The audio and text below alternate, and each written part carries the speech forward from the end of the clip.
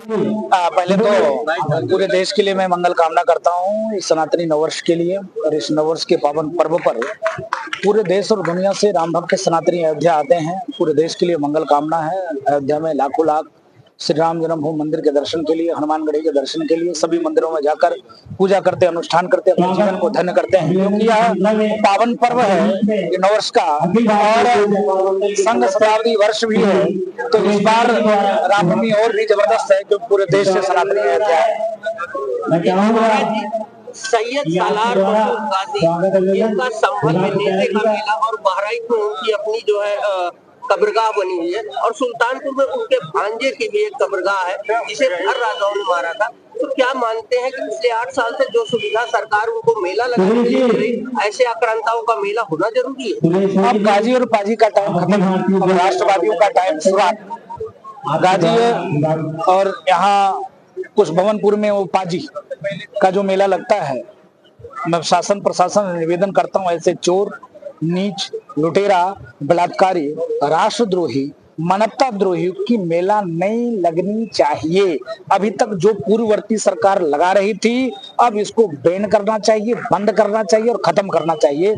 यह सभी सनातनी, सभी हिंदू और सभी भारतवासियों का यह मांग है कि ऐसे आतंकवादियों का मेला लगाना, ऐसे अपराधियों का मेला लगे जो लाखों मंदिरों को तोड़े हो, लाखों माँ बहन बेटियों का इज्जत लूटे हो, कत्लेआम किया हो, उसकी मेला लगना कहीं कतई अच्छी बात नहीं है। लेकिन मैं आभार व्यक्त करता हूँ अभी संभल में वहाँ प्रशासन ने रोक लगाई और रुका। महाराज जी दोहराने के कगार पर है, पाकिस्तान एक बार फिर टुकड़ा होने के तैयार है। बलूच लड़ाके लगातार आजादी मांग रहे हैं। ऐसे में भारत की क्या भूमिका है? क्या भारत एक बार फिर पाकिस्तान के मजबूत भूमिका निभाने को तैयार है?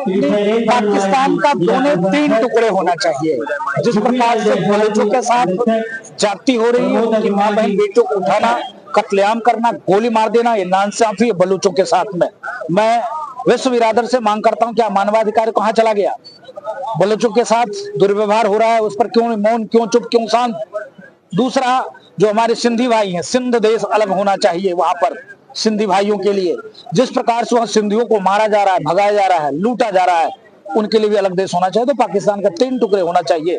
मैं देश के सचिव, प्रधानमंत्री और गृह मंत्री जी से मांग करता हूं कि अंतर्राष्ट्रीय संयुक्त राष्ट्र संघ में इस विषय को उठाकर और उस पर चर्चा करना चाहिए और चिंतन करना चाहिए। महाराज जी एक आखिरी सवाल, भारत की बढ़ती लोकप्रियता से पूरी दुनिया की निगाहें इसकी तरफ है, तो क्या मानते हैं कि यहाँ की शिक्षा में आमूलचूल परिवर्तन करते हुए इजराइल की तरफ शस्त्र शिक्षा को ही प्राइमरी लेवल से स्टार्ट करना चाहिए? देखिए, भारत में भी भारत का जो परिवर्तन आपको देखने को मिल रहा है, पूरे विश्व पटल पर भारत लगातार बहुत तेजी से स्थापित हो रहा है, चाहे चिकित्सा में, शिक्षा में, स्वास्थ्य में, व्यापार में, उद्योग में और एरोप्लेन से लेकर फाइटर तक सभी क्षेत्र में भारत बहुत तेजी से आगे बढ़ रहा है। देखिए, पूरा विश्व मोदी जी को गले लगा रहा है। मैं सिर्फ निवेदन करता हूं कि जो शिक्षा प्रणाली है, शिक्षा प्रणाली में शास्त्र और शस्त्र दोनों को प्रवेश होनी चाहिए, जिससे वातावरण भी सही होगा और हर व्यक्ति शास्त्र से जब परिपूर्ण होगा तो जो समाज में कुरीति है, कुप्रथा है, कुदृष्टि लोग डालते हैं, वो कम होंगे, खत्म होंगे।